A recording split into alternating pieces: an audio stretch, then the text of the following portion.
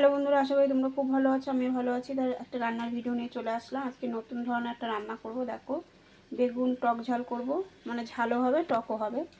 দেখো, বেগুনটা পুরো ছোট বেগুন, এর থেকে ছোট ছোট বেগুন হলে ভালো হয়, কিন্তু এই বেগুনটা পুরো কচি, দুটো কেটে নিয়েছি।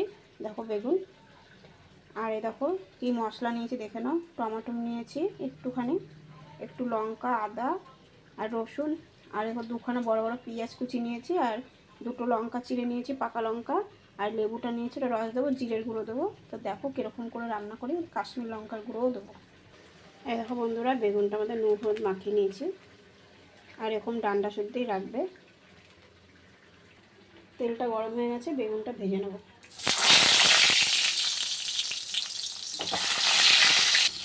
এই দেখো বেগুনটা ভাজা হয়ে গেছে, পেঁয়াজটা, বেগুনটা ভাজা হয়ে গেছে, পেঁয়াজটা দিয়ে দিলাম। এই দেখো পেঁয়াজটা আমি এরকম করেই ভাজি, দেখো তো সব কিছুতে পেঁয়াজটা পুরো মজে যায়, কোনো তরকারিতে পেঁয়াজের চিহ্ন দেখা যায় না। এই যে মশলাটা, এর মধ্যে একটু জিরে গুঁড়ো, জিরে দিয়ে দিয়েছি, আর দেখলেই তো কী কী মশলা দিলাম, একটু জিরা দিয়ে দিয়েছি। পেঁয়াজটা ভাজা হয়ে গেছে, মশলাটা দিয়ে দিলাম। এই দেখো বন্ধুরা, রসুনের গন্ধ যেন না থাকে, রসুনের গন্ধ চলে গেছে, ভাজা হয়ে গেছে। একটু হলুদ দিয়ে দিলাম,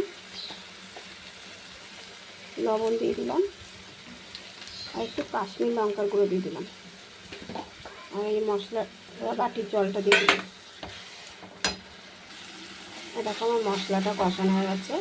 এবার এই বেগুনটা, দুটো বেগুন দিয়ে দিলাম। বেগুনটা দিয়ে অনেকক্ষণই কষাতে হবে, কোনো জল দেওয়া যাবে না।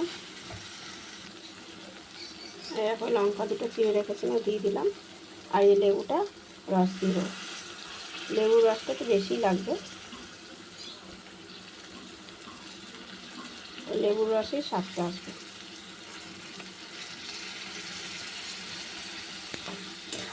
এটা আরও হবে বন্ধুরা, এখনও হয়নি।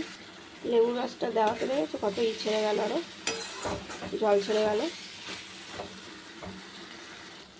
এই দেখো বন্ধুরা, আমার বেগুন টক ঝাল রান্না হয়ে গেছে।